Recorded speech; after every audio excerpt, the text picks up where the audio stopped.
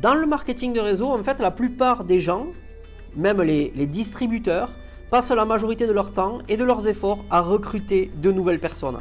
Et ensuite, qu'est-ce qu'ils font? En fait, ils gâchent tout simplement tous leurs efforts en laissant le nouveau distributeur livré à lui-même, incapable de savoir comment faire ni dans quelle direction aller. Et concrètement, et je vous le dis sincèrement les amis, les vrais professionnels du marketing de réseau ne font pas comme ça. En fait, ils déterminent de bonnes attentes, ils aident leur nouveau distributeur à obtenir rapidement des résultats et ensuite, en fait, ils assistent leur nouveau distributeur jusqu'à qu'ils puissent prendre le relais et faire la même chose pour les siens. Ok? Donc, concrètement, si vous voulez avoir les mêmes résultats que les plus grands leaders ou leaders aujourd'hui dans cette industrie, eh bien, je vais vous dévoiler 5 étapes de la session de démarrage. On commence par la première. La première, c'est valider son choix. En fait, il convient de valider le choix que votre nouveau distributeur vient de faire et de le féliciter pour ce choix en lui précisant que c'est le bon et en l'accueillant chaudement dans votre groupe. Un exemple, bravo Alex pour ton choix et ta décision, c'est vraiment un excellent choix et à partir d'aujourd'hui, les choses vont être différentes pour toi et bien sûr tes proches, ta famille. En fait, cette étape doit rester très courte, pas plus de 5 minutes, et elle a pour objectif de le rassurer sur cette option qu'il vient de valider. S'il avait encore ce que j'appelle des rats dans la tête, eh bien c'est le moment de s'en débarrasser. Ok? La deuxième étape, fixer les bonnes attentes. Beaucoup de personnes se lancent dans cette activité avec de mauvaises attentes et ça ne pardonne pas. Ça, je vous assure que ça ne pardonne pas. Que les attentes soient réalistes ou pas, le fait que ce à quoi les gens s'attendent ne se réalise pas, fait qu'ils abandonnent très vite. C'est pourquoi en fait, il est super urgent et super indispensable de tout mettre sur la table avant même de commencer. Je vais d'ailleurs vous donner 3 choses que je disais à mes nouveaux distributeurs quand ils démarraient dans leur activité. En numéro 1, si tu réussis dans ce business, ça sera à cause de toi et pas à cause de moi. C'est toi qui vas faire en sorte que ça arrive. Et également, si tu échoues dans ce business, ça sera également à cause de toi et pas à cause de moi. Parce que la réussite et l'échec dans cette activité dépendent uniquement de toi. Je suis là pour te guider, je ne suis pas là pour travailler pour toi. Donc, travailler avec toi et pas pour toi. La deuxième chose que je disais, ce que tu as besoin de comprendre, c'est que mon travail, c'est de t'aider à devenir autonome et indépendant de moi aussi vite que possible. Si je ne t'appréciais pas, je voudrais te garder dépendant de moi. Tu serais toujours obligé de me poser des questions, de m'appeler, de te rapprocher de moi, d'avoir besoin de moi. Et si je t'apprécie réellement, si je tiens à toi, alors je vais t'aider à devenir indépendant. Est-ce que tu es d'accord avec ça? Est-ce que pour toi c'est un bon objectif de devenir indépendant de moi? Et la troisième chose, eh bien tout simplement, il va y avoir des hauts et des bas. Quand tu débuteras dans ce business, il y aura des hauts et des bas. Et quand tu seras en bas, quand tu seras découragé, quand tu ne viendras plus au meeting, quand tu ne te connecteras plus aux appels, quand tu t'évaporeras, comment veux-tu que je gère ça? Parce que cela arrivera. Cela arrive à tout le monde. Alors comment tu veux que je gère? Est-ce que c'est ok si je t'appelle? Est-ce que c'est ok si je te pousse? Comment veux-tu que je manage cette situation en tant qu'ami qui travaille avec toi et non pas pour toi? Donc ça en fait, ce sont ces 3 choses qu'il est crucial de dire à vos nouveaux distributeurs. Je les répète. En 1, réussite ou échec, ça dépend que de toi. En 2, ton objectif c'est de devenir indépendant aussi vite que possible. Et en 3, quand tu seras en bas et que tu t'évaporeras, comment veux-tu que je réagisse? Je vous assure mes amis que je suis convaincu que cette approche en fait elle est tellement plus intéressante que celle vous savez du sponsor enthousiaste qui explique à son filleul qu'il ne doit pas se faire de soucis, qu'il s'occupe de tout, que tout va bien se passer, etc. D'accord? Avec ce type de discours, je vous assure que le nouveau distributeur a tendance à se mettre en retrait et à attendre de son parrain que les choses arrivent. Ok? Tandis que cette mise au point dès le départ permet au nouveau distributeur de comprendre qu'il va être coaché, mais que l'objectif final est qu'il soit indépendant rapidement. Donc il est important de lui rappeler que même s'il n'est pas seul en affaires, il est avant tout en affaires pour lui seul. On verra d'ailleurs, on parlera demain d'un tips où on sait que le marketing de réseau c'est simple mais c'est pas facile. Donc restez connectés, d'accord?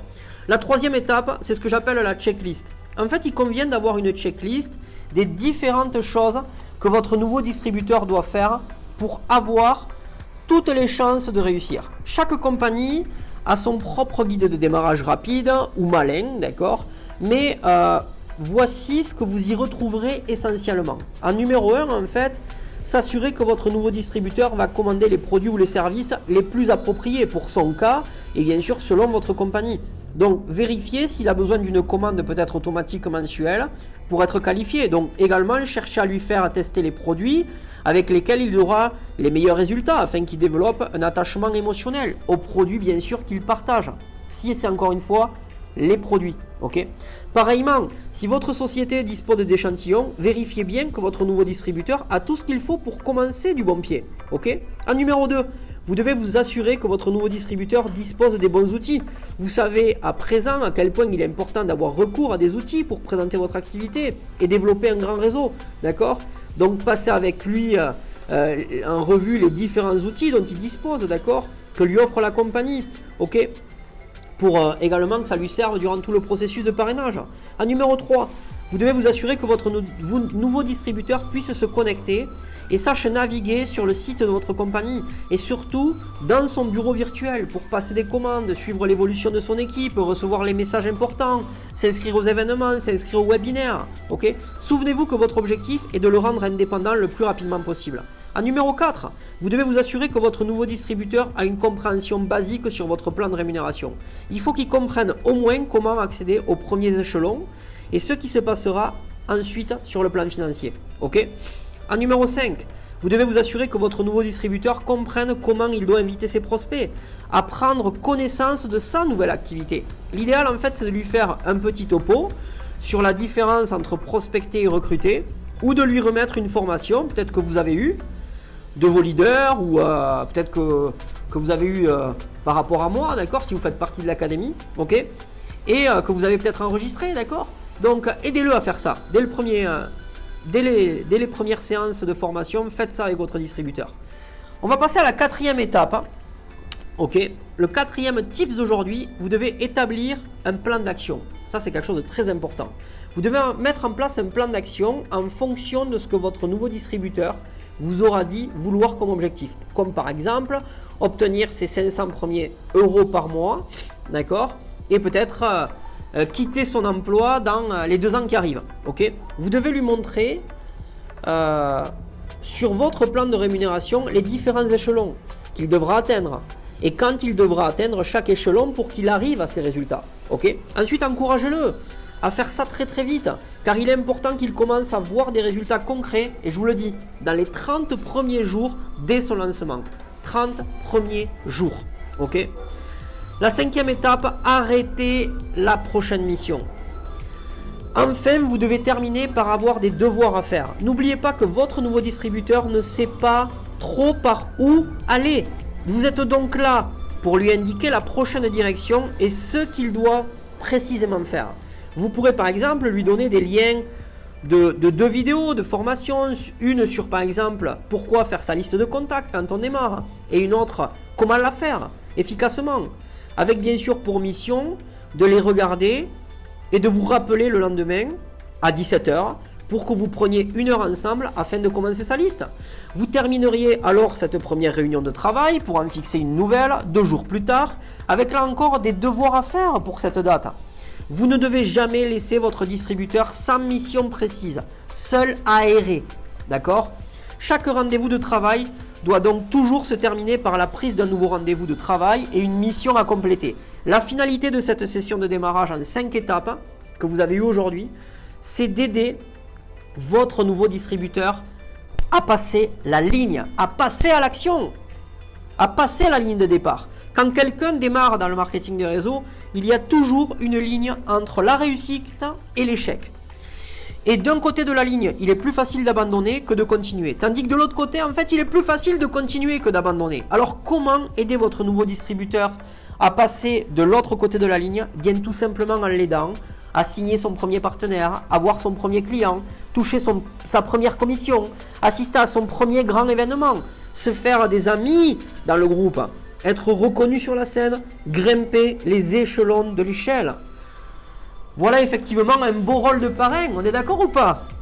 Et si vous ne sentez pas prêt pour former votre nouveau distributeur, vous pouvez toujours avoir recours à une méthode qui vous permet de devenir un bon parrain. Je vous propose d'en discuter.